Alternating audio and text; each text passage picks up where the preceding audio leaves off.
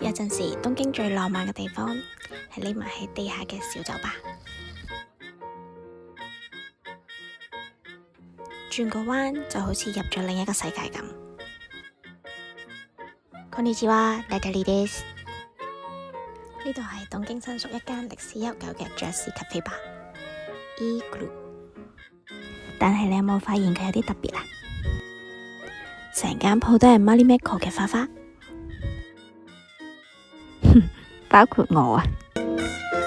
因為今晚係 Marimekko Pop Up Cafe 嘅 opening， 我同師姐玩到傻咗。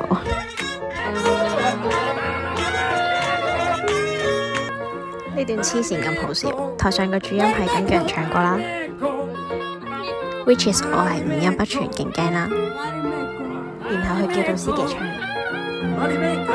唔知佢係咪勁鍾意師姐，佢係咁叫佢唱，